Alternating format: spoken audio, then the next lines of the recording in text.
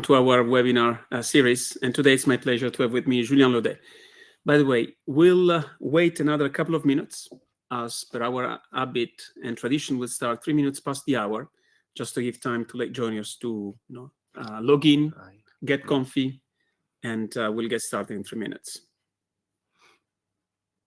Maybe I can start by sharing my slides. Yeah, let's go ahead with sharing your screen. Entire screen. We have quite a bit of material to cover today, some interesting demos. Yeah, and your screen is live, so looks good.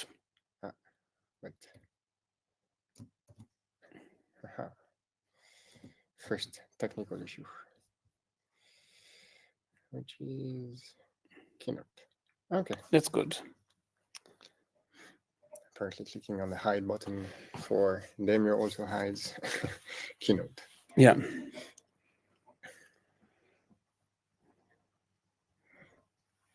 So as we wait another couple of minutes, Julien, so where do we stand with Zenoh-Flow?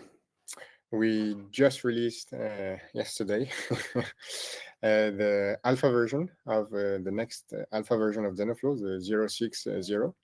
So we already made a blog post about this this version.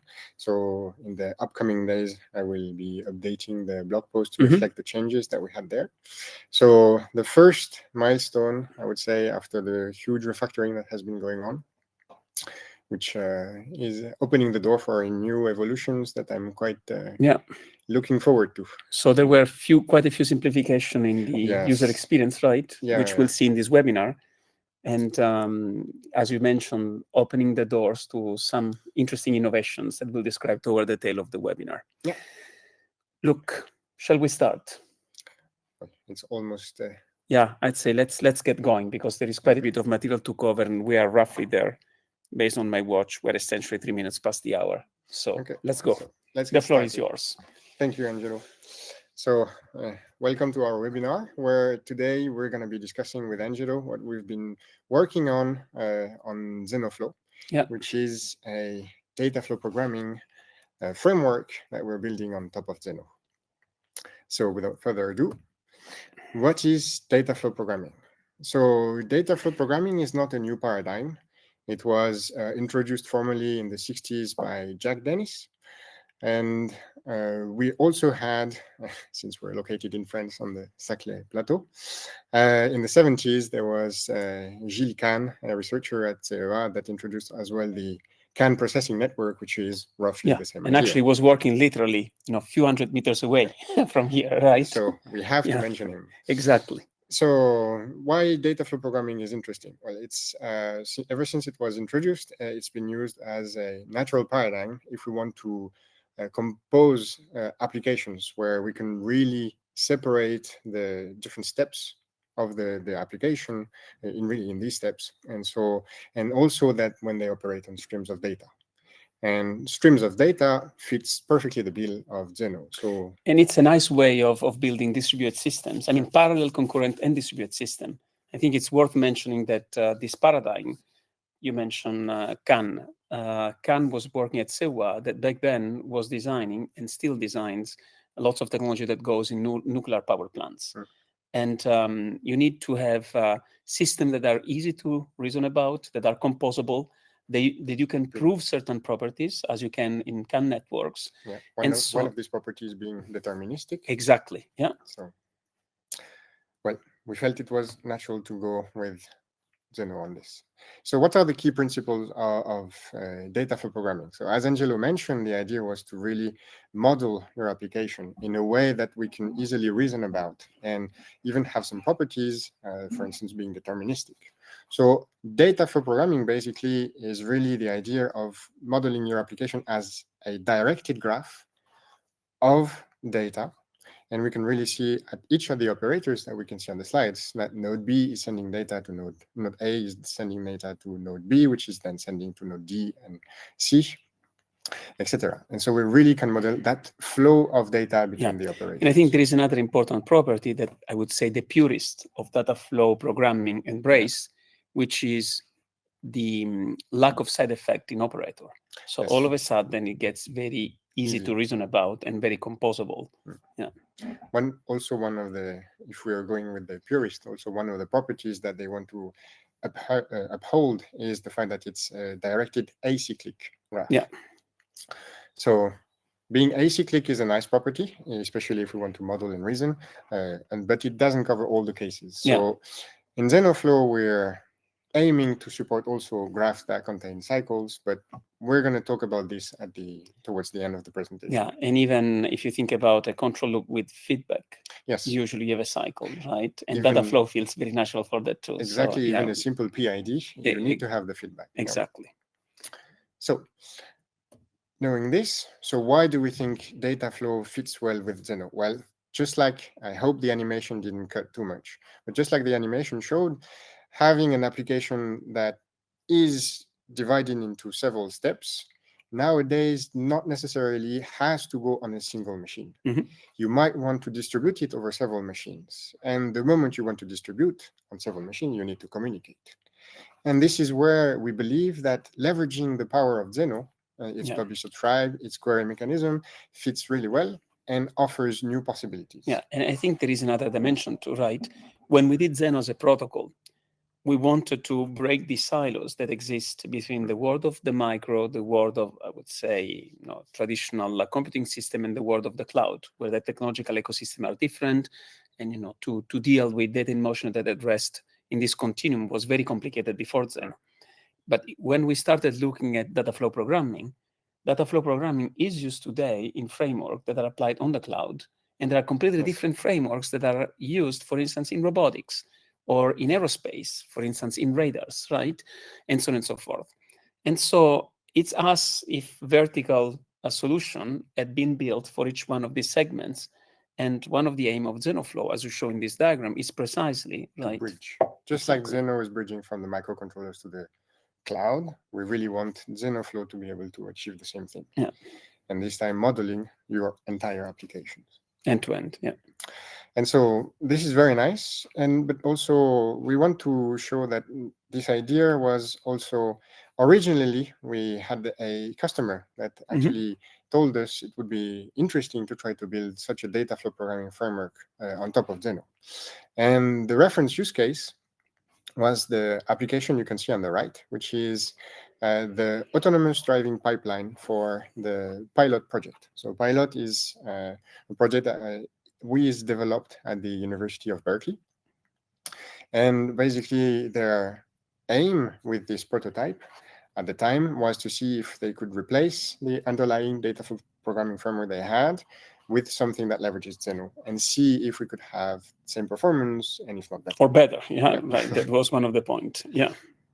So, and there were other aspects, right? Because they were using a data flow programming framework that, as it was building on top of a plain socket, wasn't location transparent. No. So either it could run on a single machine, or if you wanted to distribute different operator across the network, you need to know on which machines, and need to know the IP address of that machine, which it's a nightmare, right? To configure, yes. Yeah. And also that required you to, if you want to deploy on several machines, one of the aspects as well is on each machine separately, you need to log, you need to start the process, and you need to be sure that the connection you've been doing are actually the ones that are because operator needed to be started manually, correct? Yeah. So it was pretty cumbersome. So it's for all these reasons that we felt like Zenoh could offer some real leverage.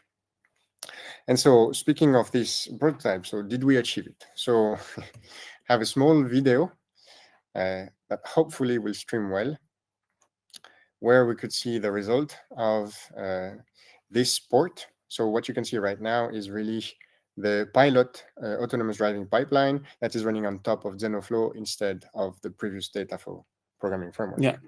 So what is nice about that video, and since we were talking about performance, is that so this is running what I call the perfect pipeline, in the sense perfect perception. Perfect perception. Yeah. Sorry, in the sense that they were not gaining the data from the sensors of the model car in the simulation, but directly from the engine. And so, which is Carla, for those of you that didn't recognize from the from the look. And with Zenoh-Flow, the advantage we obtained was that we didn't have to stop the simulator Carla every time it was sending a frame to our pipeline. So really, already just changing the data flow framework led to. So just let's make sure that everyone understands this. With Zenoh and Zenoh-Flow, we were able to run in real time. Yes. Right? With the previous framework, they were running as a simulation. Yes. Meaning they were getting the input, computing the input by stopping the time, and eventually producing the output, which is a huge difference, right? Yes. So that was the first. Which proves that you can use Zenoh-Flow actually to satisfy, right, the temporal requirement that typically you have in this kind of pipelines. Yeah, this is one of the aims, and we will get back to this point towards the tail of the presentation. So this, with this, we've covered a bit. So what is Zenoh-Flow? The context of data flow programming. Now, since now we're working on this project on our own, so what are the objectives? What is really what we want to achieve with Zenoh-Flow? Once we have talked about this, we want to talk a bit more about terminology. So really, what are the terms we're using in Zenoh-Flow? Then we'll go into a hands-on. Well, show me the code, right? Yeah, exactly. That's in the end. Zenoh-Flow it's like with music. Give me a gig, right? We have to see it working. Indeed. I understand. So we're going, and Zenoh-Flow being open source as well, just like Zenoh. So we're going to give with Angelo a small hands-on where I will ask Angelo to run a Zenoh-Flow daemon on his machine, and we will see how we can easily play around with it. Yes, play around with it and distribute a very simple application on several machines. Then we're going to talk about the future work, the exciting work that we're going to have after, well, in the upcoming months, and finally conclude. Okay, let's go. So objectives. So Zenoh-Flow is, the way we want to describe it is we want to say it's Zenoh's declarative data flow programming framework for cloud to thing applications. So we wanted also to offer what we call a unified abstraction. So the idea really is if you want to have some logic, business logic, your code to run either on your machine or on the cloud, it should have the same abstraction. So it should be transparent. If you want to change it one day, you don't have to rebuild your entire application. We want to automate the deployment. We want to leverage the location transparent property of Zenoh in order to facilitate this deployment. And lastly, we want it to be built in Rust. This is a core argument for us. We want it to be performant, and we want it to secure. Right. Let's not forget about that. Yeah. And to optimize the communications. Yeah. And I think the declarative aspect is quite important because there are a few data flow framework, although they don't call them, which are non-declarative. So you'll tell us more, but I think that's an important plus that you have in Zenoh-Flow. Yeah. So declarative, indeed.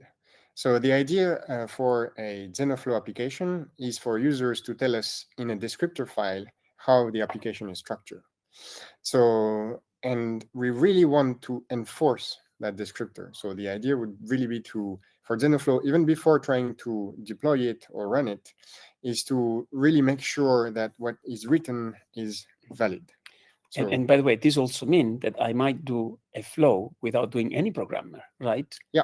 Any programming. You can definitely do. It will not have a lot of logic, but... well, unless I have a collection of operators. Unless you have, indeed, a collection of operators that are ready available and that you don't need to implement. But and so this is why I really want for people to see this descriptor file really as a contract. So once you give it to Zenoh-Flow and once Zenoh-Flow has validated some of the properties it wants to enforce, then you can be sure that eventually what is going to be deployed and what is going to be running is indeed what is described there. So compared to other so-called data flow programming framework, the purpose is really to avoid the type of errors where you deploy each component separately, and then comes the time when you need to deploy all of them and then see if it's actually working or not. You don't have that guarantee. It's really at runtime that you're like, damn it, I didn't put the correct key expression, I didn't put the correct topic, now I need to rewrite. And so we want really to avoid that hassle. Yeah. And by the way, this is like if you make a parallel with programming languages, right? It's like a class declaration that then you can instantiate, and you can have as many instances as you want. Yeah. And the instances are completely isolated, which is also something that is not necessarily happening in other framework and creates lots of problems. Can you articulate? Yeah, it's very true. It's one point I forgot to mention, yes, is that Zenoh-Flow by design, for each data flow that it creates, will assign a unique identifier to that application, that data flow, Yeah. and will prepend internally all the communications with that unique identifier. So it's like running in a sandbox. Yeah, it gives isolation. Exactly, which is very important. Yes, if you really want to deploy for maybe redundancy the same data flow several times on one machine, then you can, and you can be sure that it's going to be isolated. Exactly, which is very important property off the shelf, right? Yeah. So we see, so Zenoh-Flow is declarative.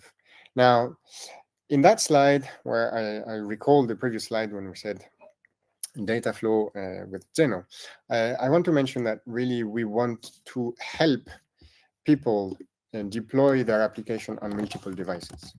And so this is what this slide is about, is to say that a Zenoh-Flow application can span on multiple devices. And when it spans on multiple devices, we will help you achieve that deployment. Another aspect with this slide that I want to mention is the fact that the communications, you can see that node A and node B are both located on the same machine on the thing. And so why should a communication that happens on the same machine go to the network? It shouldn't.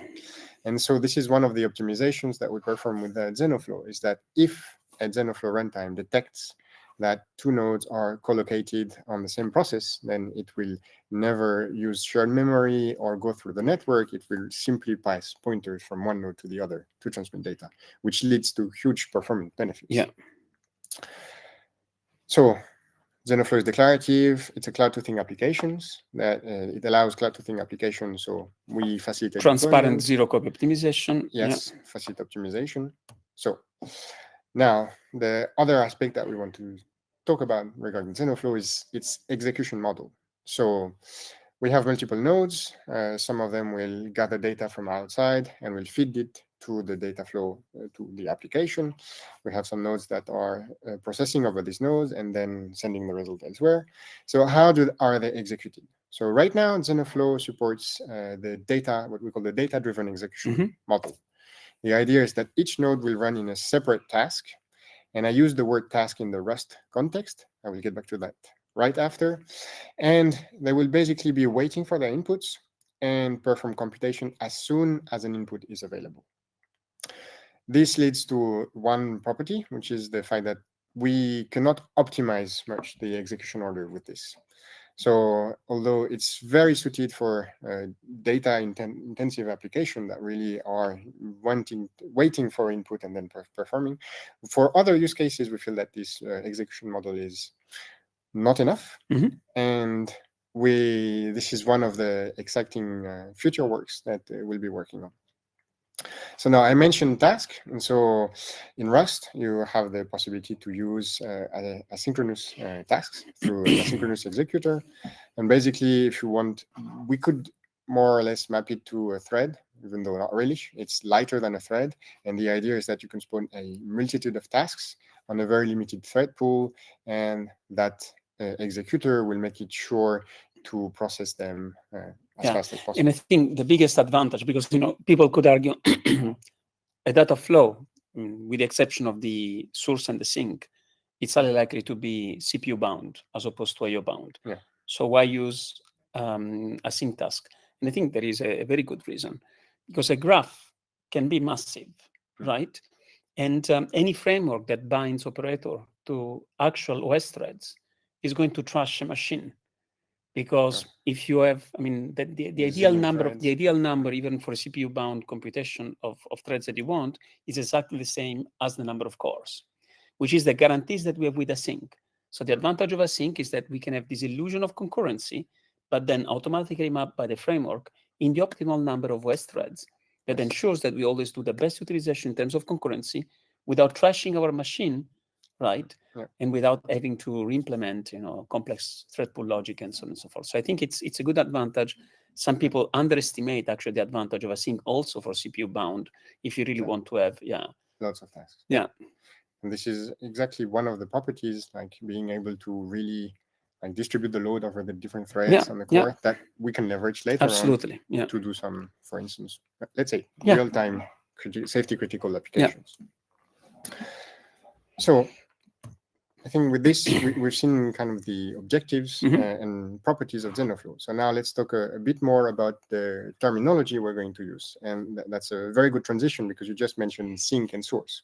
So we haven't defined those, what we mean by those That's my yet. specialty, right? So it's perfect transition. So I kept on mentioning a data flow throughout, and force of habit because I've been working on Zenoh-Flow for couple of years now.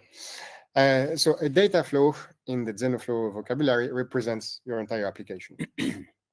And so again, in Zenoh-Flow, we can see a data flow as a set of nodes that are connected by directed links. So data flow receives a set of inputs and produces a set of outputs.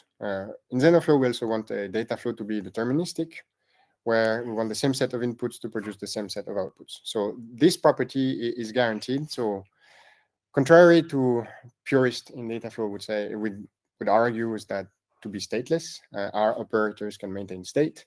We guarantee that property of determinism because in Zenoh, whenever you receive any information, you associate a timestamp to it, and these timestamps, in Zenoh have a total order.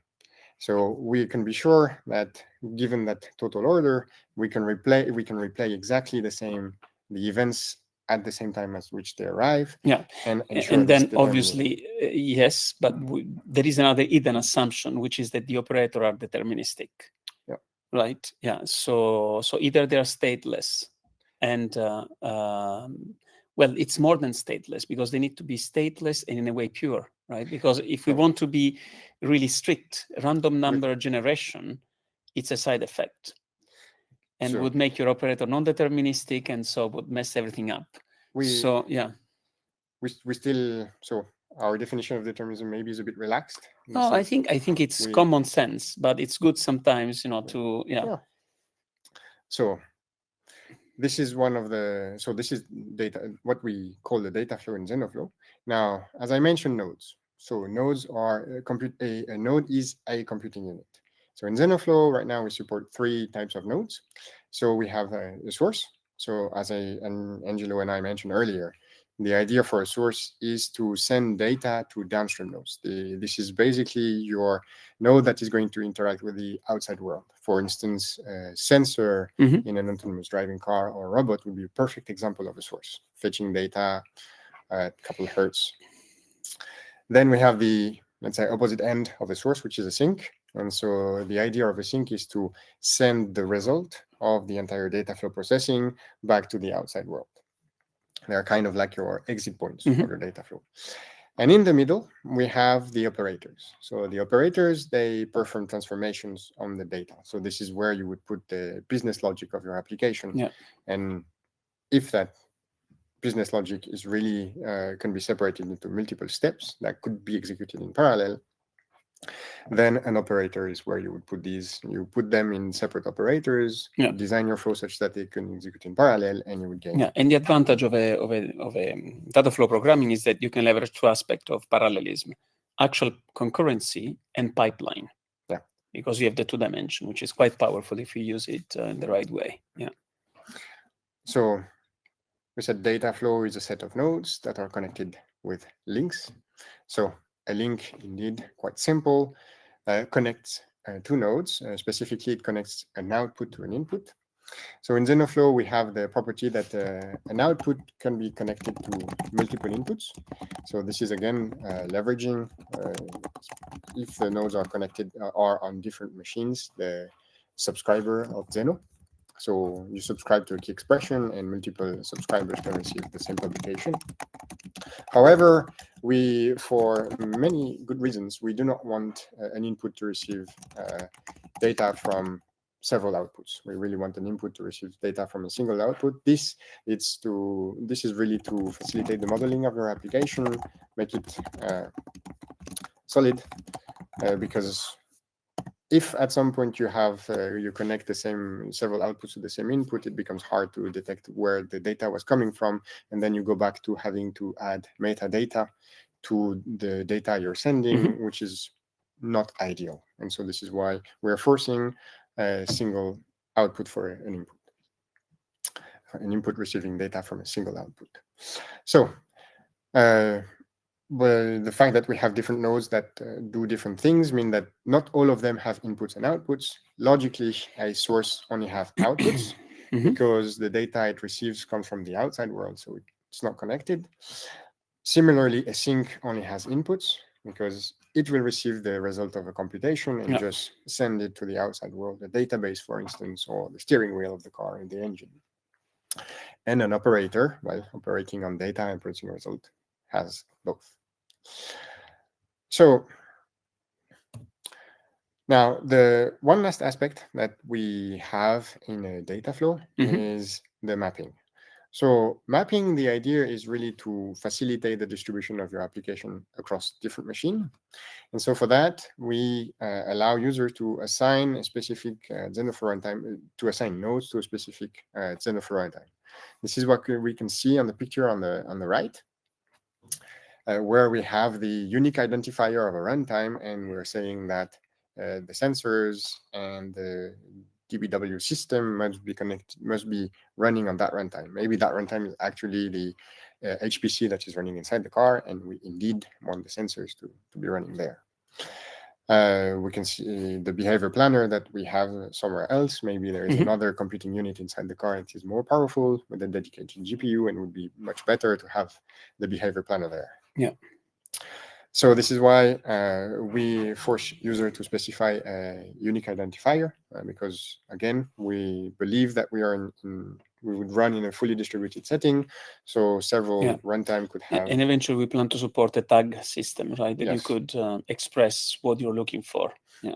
So that's it's one of the developments that we've been looking into, or the idea. So to anticipate a bit the conclusion, because as far as I remember, this is not in one of the slides I gave, but at the end, the idea would be really to augment each runtime with a list of tags that reflect the capabilities they have. Like an NVIDIA, right? For instance, you have an NVIDIA GPU. For instance, it would be quite interesting to run TPU, whatever, to run some machine learning algorithm, for instance, and then associate that tag also to an operator or whatever type of node, and such that when you would tell Zenoh-Flow to instantiate your flow, it will first match the different capabilities of the Zenoh-Flow infrastructure it sees and say, okay, so that node that has needs a GPU can only run on that runtime that has a GPU as well.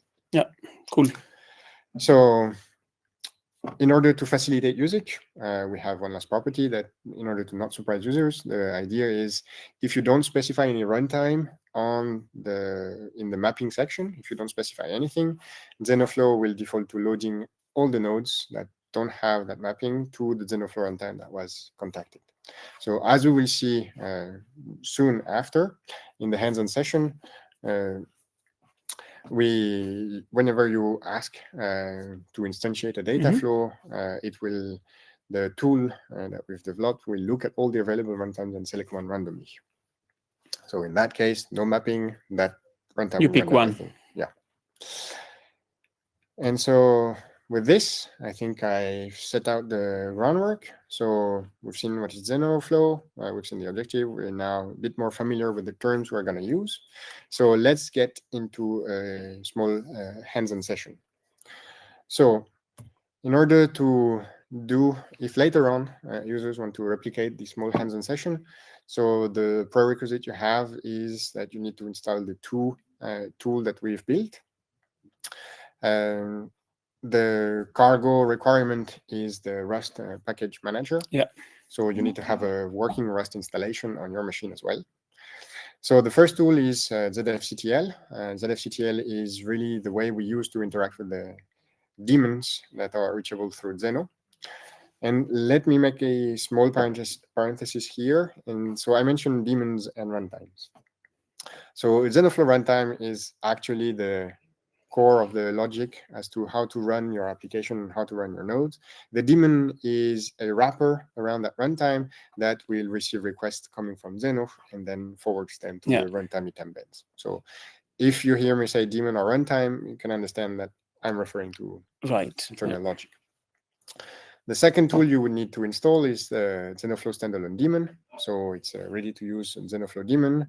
So when we say ready to use, we've developed Zenoh-Flow in a way that you can embed a Zenoh-Flow daemon inside your, if you want to have a Zenoh-Flow daemon running inside your Rust application, then it's a simple matter of importing the library. And we have a plugin for the Zenoh router too, right? We also have, and this is a nice transition and property. So in the future works that we're looking into, we want to leverage that, the fact that Zenoh-Flow can be running as a plugin in order to, let's say, launch application directly on the platform, the PaaS.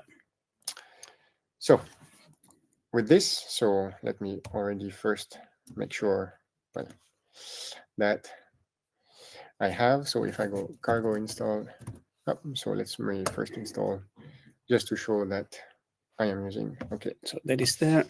And now same for ZettaScale. Similarly, so I've already installed those. So what this command will do is that they will fetch the two binaries from the crates.io registry. So now that we have our prerequisites, the next step, let me make this right, would be, so what exactly are we going to build? So let me restart sharing. So the idea would be to build similar to the getting started example that we have on our GitHub. The idea would be to, and we simplified it given the amount of time we have at our disposal. The idea would be to build, to use the built-in Zenoh source. So as Zenoh-Flow, there is Zenoh in the name. We're trying to provide a tight integration with Zenoh and to facilitate the usage of Zenoh in order to build your data flow application.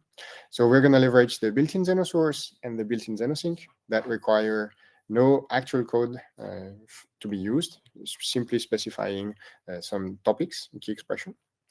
And so we're going to focus on building one operator. The operator, the purpose is very simple. The idea is the source will actually subscribe to a key expression, get a string. So in this case, we are hinting at that string is a name. Then it will send that name to the operator. The operator will simply prepend hello, comma, the name, exclamation mark. Your simple hello world, but for a Zenoh-Flow application. And lastly, the Zenoh sync will be simply publishing the result of the operator on the key expression. All right. So first step, we know what we want to do. So now the idea would be to define the data flow descriptor. So really, what is our application? How is our application structured? So for that, we need to define the nodes, how they are connected, and their mapping. So to simplify things, I've already written here. So is it big enough? Maybe I can. You can increase a little bit. Yeah, that's good, I think. So the first step is, as I mentioned, we have our Zenoh subscriber. So this is a built-in node. We can see it's different compared to, let's say, the operator, which this time is not a built-in node because it only defined here Zenoh subscribers. So the idea is quite simple. In order to define a built-in Zenoh source, you need to give us, under that specific key Zenoh subscribers, the name of the output you're trying to create and which subscription that output. So in other terms, I have a Zenoh system running, and there are publishers that are producing data named with a given set of keys, right? So what this built-in source allow us to do is essentially to automatically generate a source from an existing publication, right? So this creates a subscription for that source and becomes immediately an input that is readily usable for the operator or one or more of the operators in your graph. Exactly. Couldn't have summarized it better.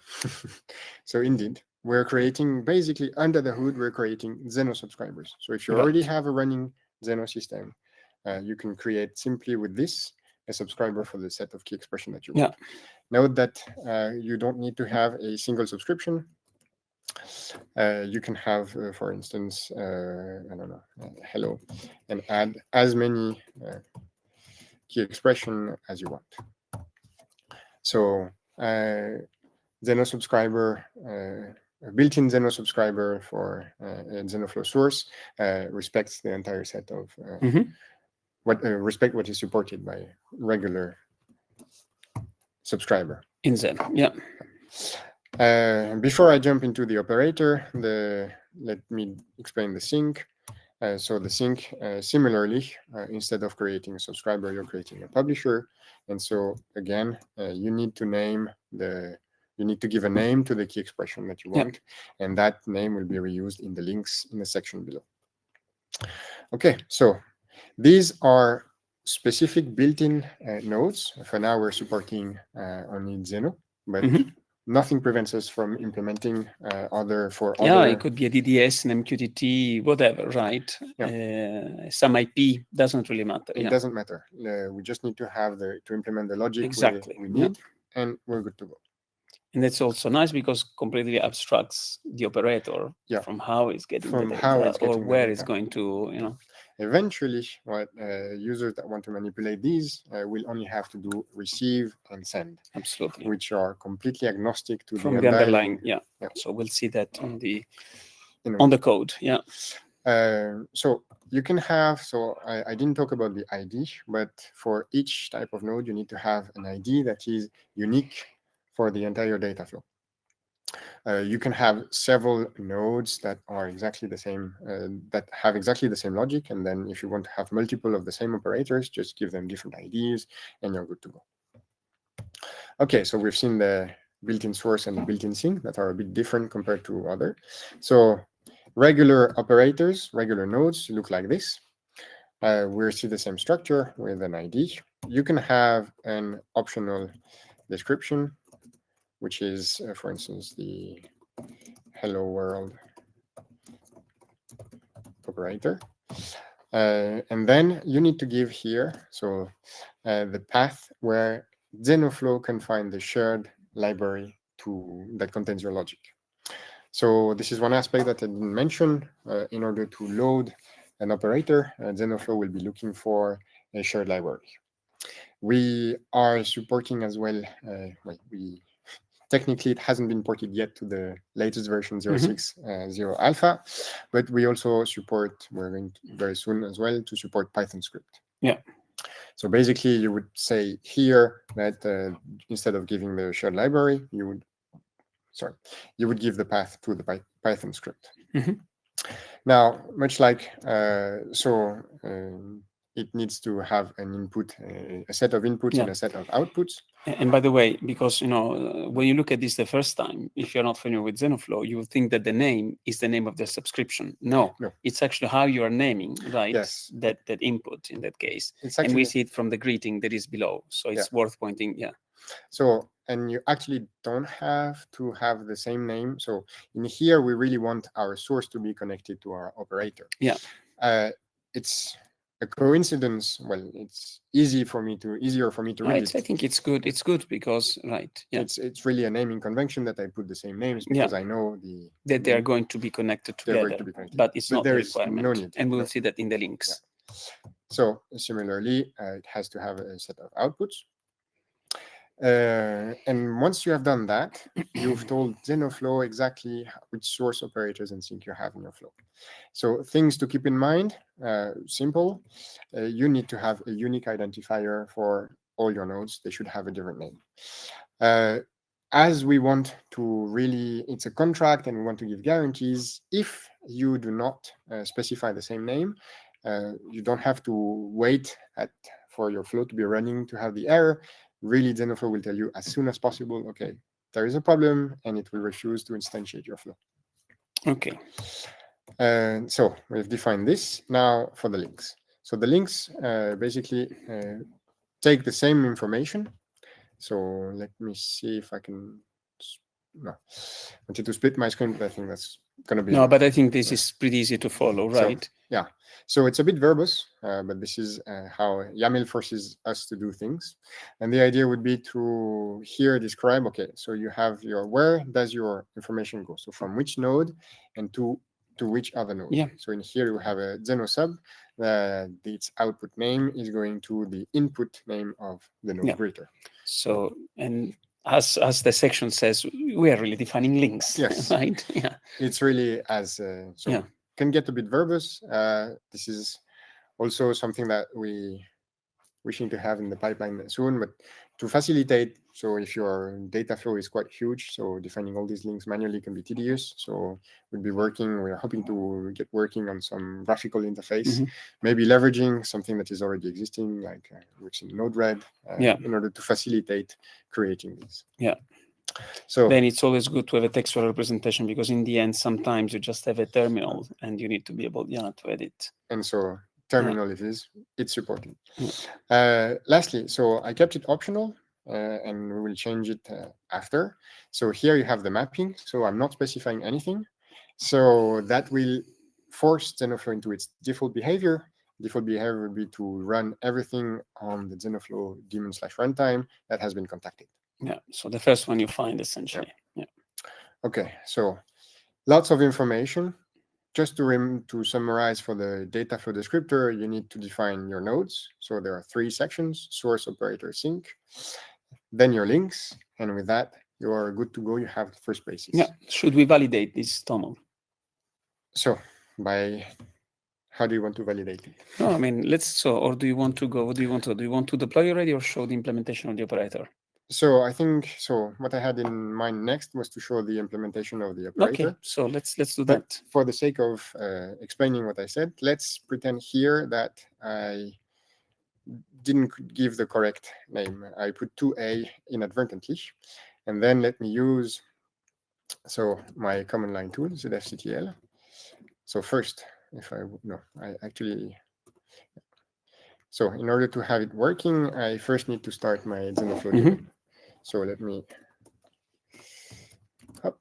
so in here, I will start my Zenoh-Flow standalone daemon. And for ease of use, we are requiring users, well, actually I can show it here in the help. We are requiring users to give us a name. So the name is really a human readable name, and this is really for convenience.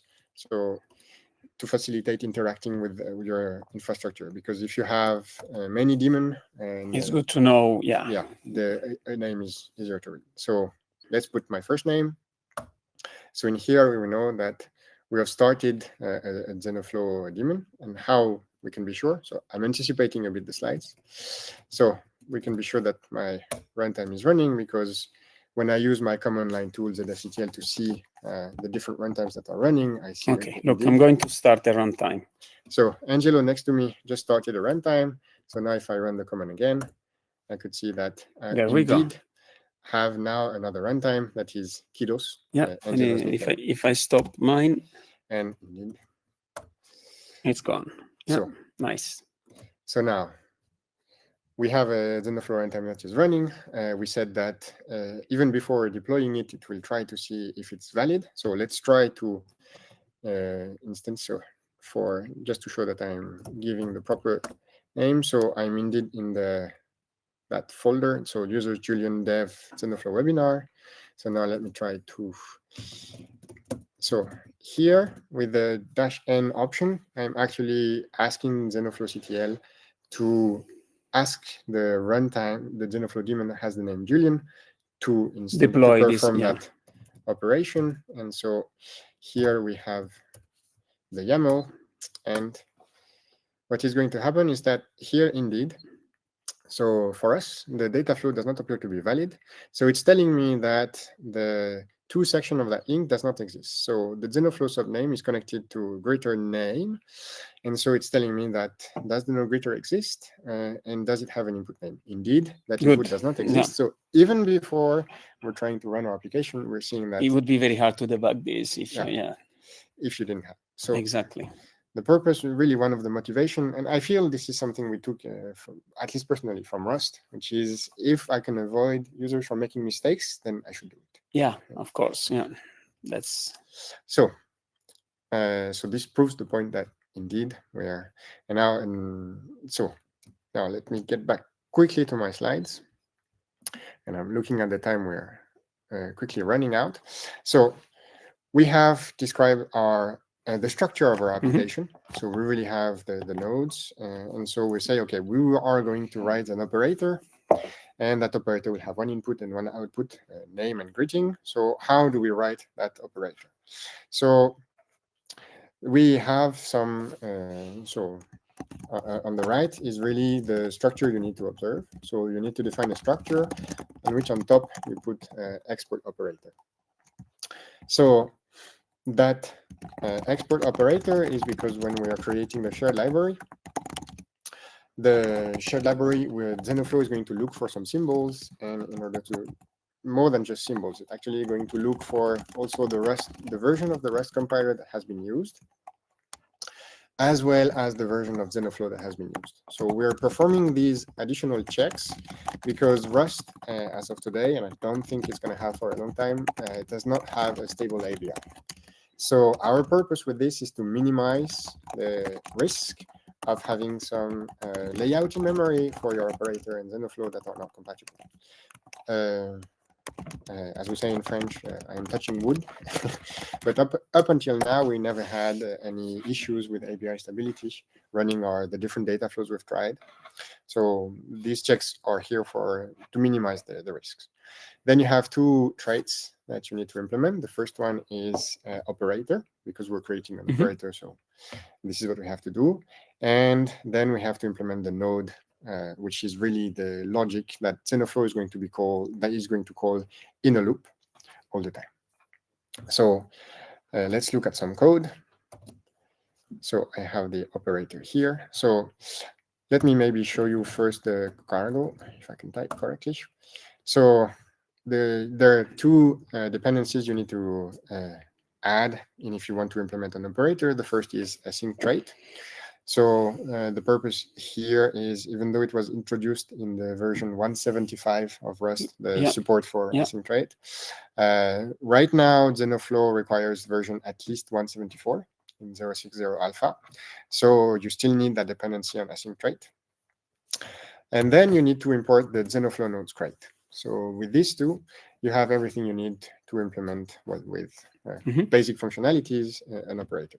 And we see, Lastly, we see that we have, instead of having just the dynamic lib crate type, we have the C dynamic lib. Our motivation to do this, as explained in the comments above, is as far as we've seen documentation, people were advising to use this crate type in order to minimize, again, problems with ABI stability. So this is why we're recommending. I personally think, I haven't tested it lately, but I think dylib would be acceptable as well. It's just, again, we prefer to err on the side of caution. So, okay, so now that I've explained this, so what's the code? So the first thing you would need to do in order to implement your node is to import the prelude of Zenoh-Flow nodes, and you would have all the structures you need. So in here, I'm defining my operator that has an input, which is a Zenoh-Flow type. So it's basically an input with a generic type T. So here I'm saying that my input will receive string. And similarly, I have my output that, again, it is typed, and the type that it wants is string. So how do we obtain this? So this is where, as I mentioned in my slides, you have to implement the operator trait. There are similar traits for a source and a sink. It's just that what differs is really the inputs and outputs you get. For a source, you would only have outputs, and for sync, you would only have inputs. So these structures, inputs and outputs, are basically a hash map with the key of that hash map being the name that you gave in the data flow descriptor.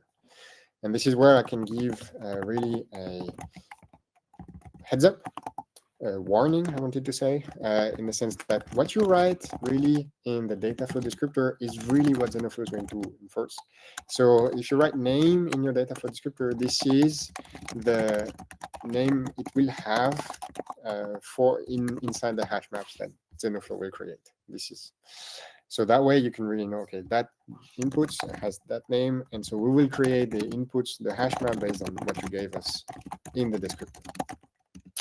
So that structure inputs have a method called take, where basically you ask us that you give us the port ID, and we return an input builder, right? An option of an input builder, because if you gave us the wrong name, then, well, we would have nothing to give you. So for sake of brevity, I unwrap it here. I advise not to do this in production code. And then I'm converting that input builder into a typed input. And so in here, I give a deserializer function. So basically, this code of deserialization is called by Zenoh-Flow. And it will only be called if you receive data that is received serialized. So when is the data received serialized? Well, it's received serialized if it's coming from a node that is not on the same machine, or, as is the case here with the Zenoh subscriber, a Zenoh subscriber does not give you typed information, it only gives you bytes. So in here, the subscription we're going to receive from Zenoh is going to be as the form of bytes. So we need to tell Zenoh-Flow, and we need to tell specifically that input how to get it. So again, I did something very basic. I took it directly, and I'm trying to create a UTF-8, a string from UTF-8, and returning an error if it's not working. I'm doing pretty much the same thing for the output. So I'm taking the outputs, and then again here, so the typed, the serializer is going to be called only if you're sending data to a node that actually requires the data either to be serialized or that is on a different machine. So in here, in our implementation of the Zenoh publisher, so the Zenoh sync, what we did is we require the data to be serialized because Zenoh doesn't understand types, but it needs bytes. And so we need to do that serialization. And again, actually, because otherwise people get confused from the previous webinar, Zenoh understands some types, primitive types. Primitive types, yes. Correct. And those, we have built-in support for that, for primitive types, and anything else, you deal with it with your favorite serialization format, protobuf, your, set, Bison, whatever. Yeah. If you're speaking about serialization and protobuf, in the examples we have on the Zenoh-Flow repository, we're using Prost to do serialization. So if you want to have a concrete example of how we use it, that's the way. And we had also similar. So we are keeping, by the way, now a repository on webinars. Yes. So there is an example there too. So they have several places where they can go and take a look at it. Yeah. So with this, we've created so just to say that this code is not optimized as well, but for the sake of demonstration, now with the new function of the operator trait, we are telling Zenoh-Flow, okay, this is how you create an instance of my operator. Now, once you have an instance, the other trait that you need to implement is really the business logic. So what your operator is going to do every time is going to what Zenoh-Flow is going to call it in a loop, and then it will do the logic. So in this particular case, it's going to wait here on the input. It's going to wait to receive information, and once it has received information, it will create a greeting. So very simple, it will take hello, the name, and finally, it will send that greeting to the following node. That is our so this is how we implement a node. So to trait, you have to implement operator and node. And so now, well, we have everything that we need. Yeah. Let's Run it. Yeah. So,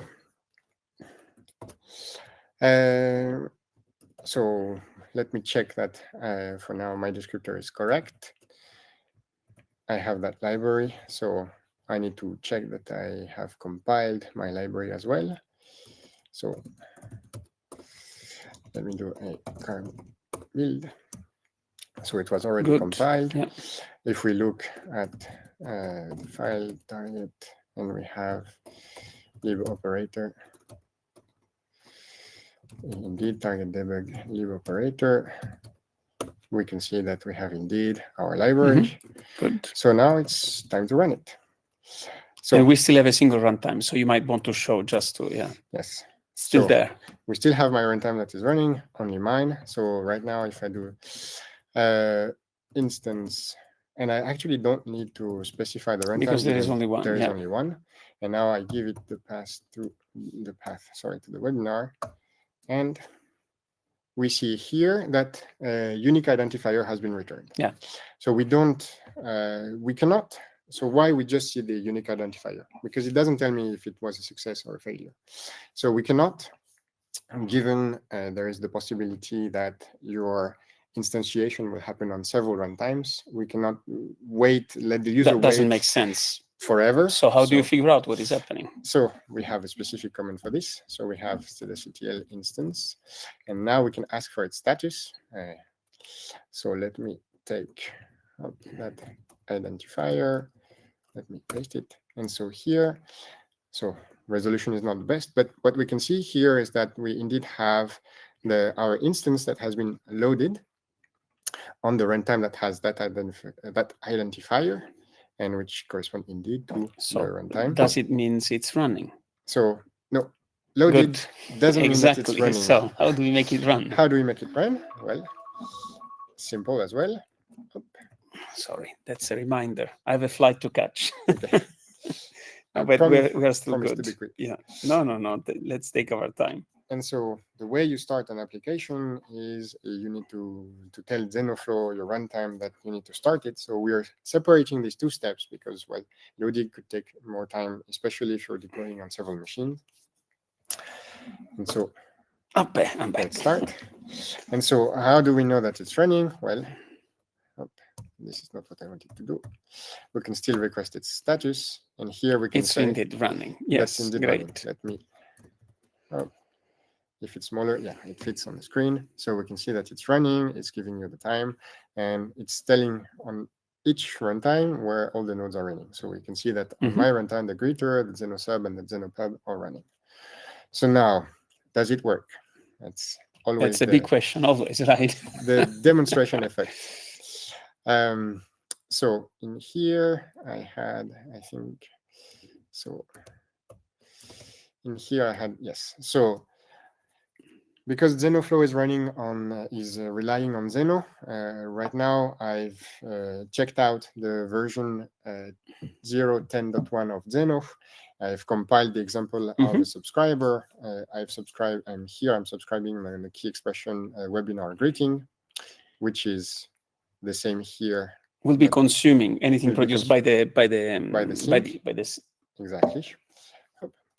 So I'm opening a session. I've declared, and now because again in here I declared we have a source, right? A source we have to connect to subscribe, right. Indeed. So let me subscribe. So I have the previous key I've done. So in here again, I am using the put example of Zenoh in order to publish on that key expression inside Zenoh. Yeah.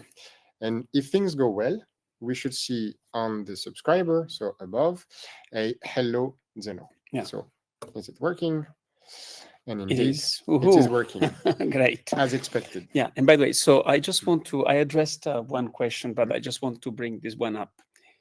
So if there was a robot like the one we have there, right, running ROS, we drop a ROS2 bridge for DDS, all of a sudden, although there is DDS running on the robot, you can still use source and sink that are Zenoh-based to then still operate over ROS data through Zenoh-Flow and then still act on the robot without knowing, right, that you're bridging from TDS to Zen, which is kind of super cool. Yeah. Which is indeed. And by the way, there are some other very interesting questions. So, Joan, we'll address your last question verbally at the tail, because I think it's faster to do it that way than writing, because it's a very interesting problem what you're raising, and we'll share some ideas on how we think that can be addressed.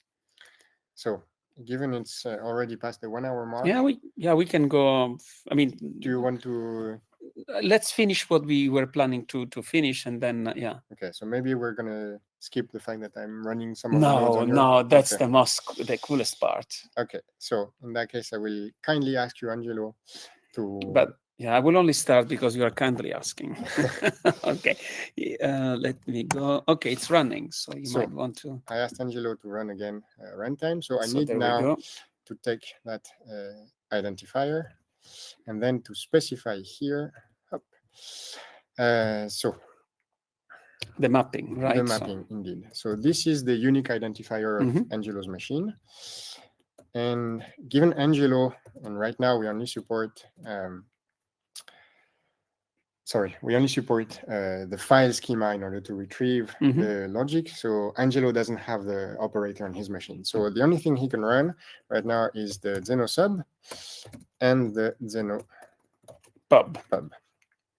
So which means that if I say this, and then I ask my runtime to instantiate the flow, it's going to communicate with your runtime and ask it to run just this. So, but here, we are going to support also the use of the name. So it's not planned for the reason that there is a possibility name is something very generic. So there is no guarantee that you have only one name. Right, but you can start at a runtime providing an ID, can't you? Possibly, yes. Yeah, because that's very important, because on theory, you would write, so that's, I think it's an important point. I said, indeed, if you want, so let me show, I think it's going to be easier if I show the configuration. Because otherwise you get into a chicken and egg problem in a way, right? So all command line tool of Zenoh-Flow support the -Z option provided Zenoh configuration. So you can tell the Zenoh-Flow daemon, the ZFCTL, how to connect to a Zenoh network. Part of how you can connect to a Zenoh network is providing the identifier, which then you could use ahead of time. We use, right? And because that's in a production how you would do. So you can control those ID, and then you can associate those ID with pseudonames just to make it easier. So you can guarantee unicity in the network, right? And user friendliness, because that number doesn't tell much. Another way of user friendliness, which again we don't have a lot of time, but Zenoh-Flow supports vars section, and so the idea would be here to specify, for instance, if the kiddos it is that identifier. Here I can say kiddos. So that's that's the way in which we will do more it. Legible. Yes. So and now that we have this. Let's ZFCTL instance status. So we still have that. That flow run, one instance of the flow running. So we can delete it.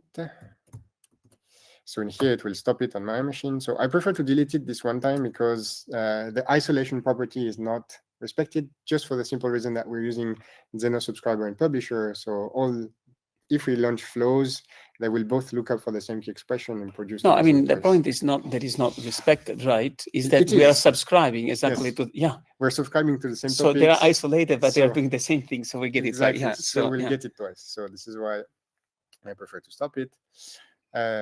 And so now we want to do instance. This time we have to ask my runtime to create the webinar. So first we have an identifier, which is a good sign. And so now if we do ZFCTL instance, it doesn't really matter. It doesn't really matter status. And so if we ask it, and so here we see indeed, as mentioned in the data flow descriptor, that the Zenoh sub and the Zenoh pub are running on Angelo's on my machine. runtime, yes. So can we try to start it? And again, here, it doesn't matter which runtime I talk to, because both know of the data flow. That would be more problematic if we have several runtimes and one of them does not have that instance, then it will return an error. This is why we provide convenient way in order to address a specific runtime. So is it working? That's the question. So we still have our subscriber that is on webinar greeting. And if we say, well, let's say Zenoh-2, just to be sure. Yeah. And there we go. There we go. We received the publication twice for, I think that's lingering publishers. Yeah. But anyway, it's what this shows is that I have a subscriber on my machine, a publisher on my machine, but purely Zenoh based, and Angelo on his machine a built-in source and a built-in sink that I can communicate with without having Angelo doing anything except running a daemon. Exactly. And so this concludes our hands-on. We've added to the slides the different comments that we've been using. We've been trying to pay attention to documenting all of them. So don't hesitate to, for instance, help. Don't hesitate. We've tried to give enough information for users to use them. But again, if it's not enough, feel free to ping us either on GitHub, on Discord, and we'll be more than happy to help. So, the question is, can I pub as well? Of course I can. Yeah. Yes, obviously. Yeah, but I need, so you're using 0.10, isn't it? Yes. Okay, so let me make sure that I have a 0.10 around. I think I have from the webinar from last week.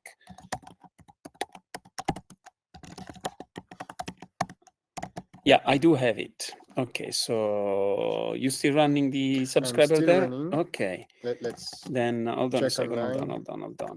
Oh, just to show that I have instance status. We can see that the instance. Look, I'll start the publisher. You did a put. I'll start clearly a publisher. And by the way, let me see which was the resource. The question was ZF/. Okay, so it should be -key. So ZF/ webinar. Yeah, greeting. Okay, webinar greeting. No, name. Oh, right. Webinar name. Yeah. And I'll say you're expecting a name, right? Yeah. I'm expecting a string. Yeah, a string.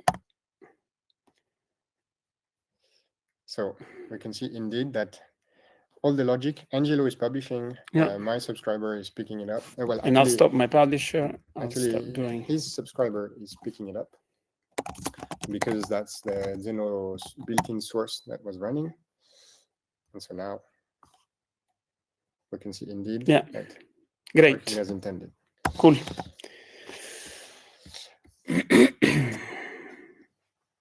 So so feel free to ask the question on Zenoh-Pico. Do the conclusion, and then we'll answer a few questions, and then I just need to get out of here at 15. Otherwise, I'll lose my flight. So, as we mentioned earlier, so briefly, pass integration. So we already have, we had, and we need to port it to the latest version, a Python way of launching nodes. So the idea would be to provide a tighter integration with the pass, such that users can, through the interface of the pass, upload their Python script as well as their requirements, and through Zenoh-Flow plugin, launch this. For instance, one use case, simple use case, if you have temperature in Kelvin and you want to publish it in both Kelvin and Celsius, then that's why to do it. The other interesting... and by the way, sorry, if you can go back, because I think this ties into one of the questions that had Joan. It's not just mapping between keys, but it's mapping between data types, right? You could have operator. And so imagine you have robots from different manufacturers that are using different types, different resource name for the same, for the LiDAR. And perhaps even different representation. Then you could deploy Zenoh-Flow to those, to do precisely those translation. Yeah, you would have a Zenoh-Flow plugin on a Zenoh router, because you need a Zenoh router.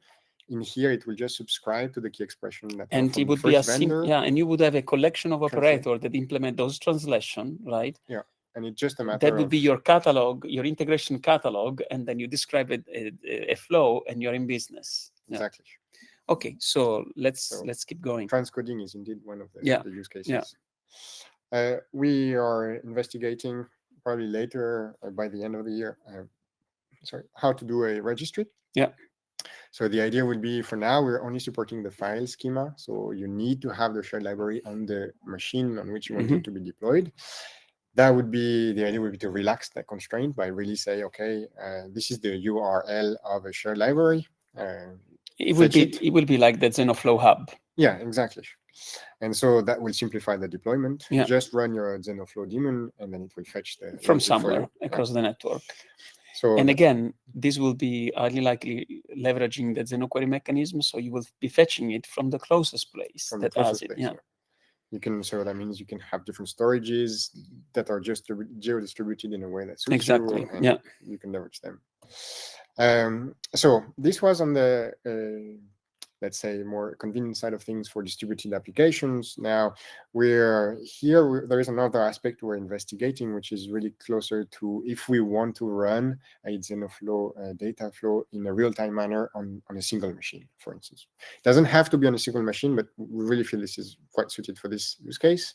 So it would be to change the data-driven execution model, where we're waiting for inputs and we have one task for all the operators, into what we call guided execution. So we've talked about it during the Zenoh user meeting. And the idea would be really to be like, okay, I have these nodes, I know they can be executed in that order, and these nodes can be executed in parallel. And so you would inform Zenoh-Flow on how to best execute your data flow, such that you don't have to wait on, you don't have to wake up a node because it receives an input, whereas you perfectly know that it would be best if it was woken up after both inputs are available, for instance. So that's the thing. We have the variable parallelism that controls as well the number of nodes you want to execute in parallel. So we're really exploring that area to see what we can offer.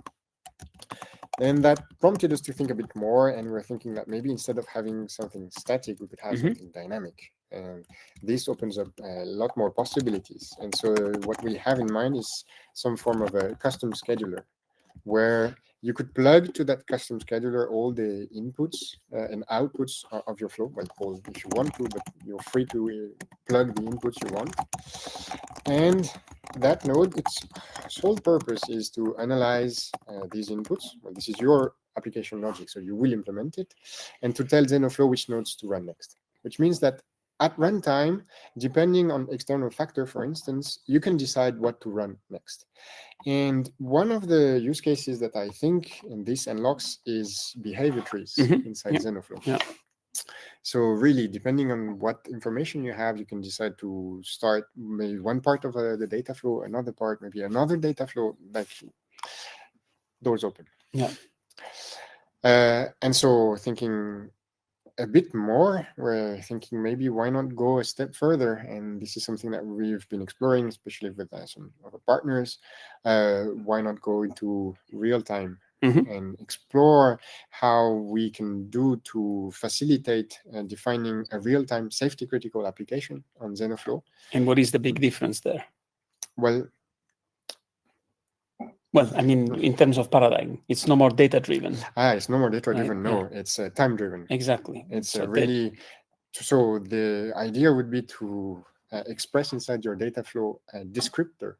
What are the constraints time-wise that you have to enforce, and let Zenoh-Flow enforce them. So all of a sudden, you can guarantee that your execution pipeline will take, let's say, less than 200 milliseconds. Or detect violation, which is very essential, right? So, and this is what I've highlighted in that slide, is that our purpose is to be able to control at runtime the location. So exactly on which CPU should this run.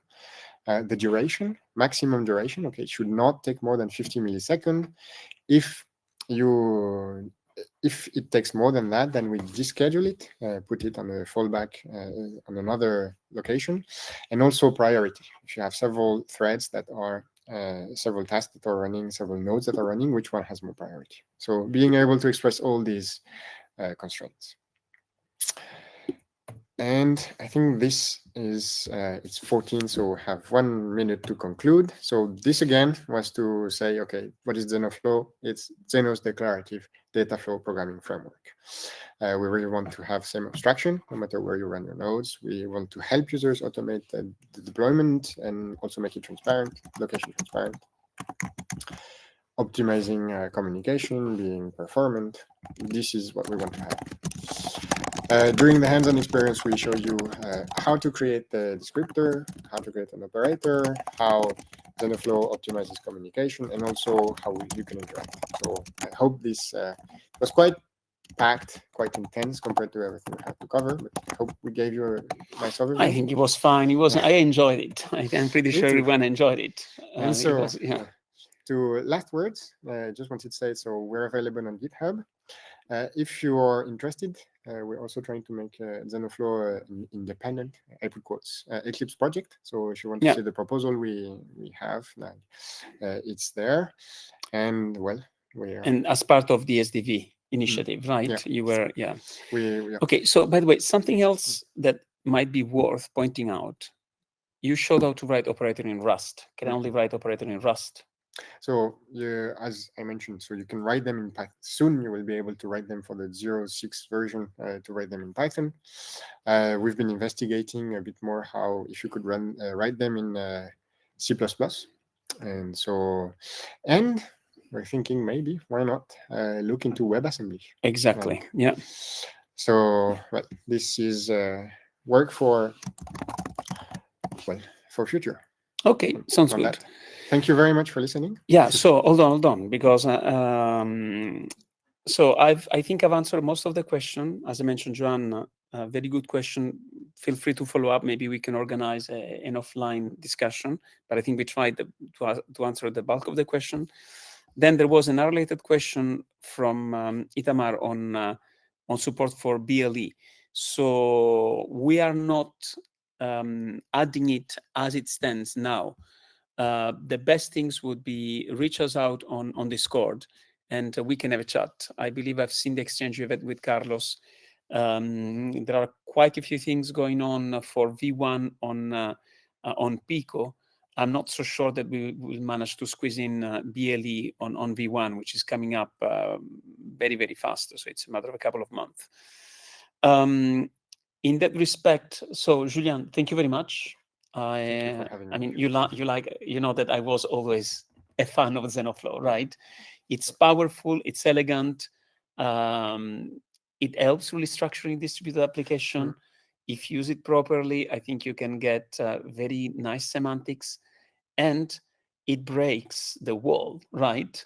It takes yet another brick off the wall, like the famous song says, right? Because you can use this really from the data center down to potentially the microcontroller, right? And making sure that you have a common abstraction to represent, And I think something else that it's worth mentioning is that, so if you look at data flow programming, right, there are different variations. There's always a question that we kind of touched without revealing too much about expressiveness. And there is the NIAD paper, right, on what are the abstraction that would allow you to represent any kind of data flow. And in that respect, Zenoh-Flow is complete, which I think is quite important. Anything else for you to add? I think that's enough. Good. So thank you very much. It's always a pleasure, but I think that appears we enjoy this a lot, especially Julien. Very much. You did very well, Julien. Thank you very much again. Thank you, everyone. Thank you. Bye. Bye.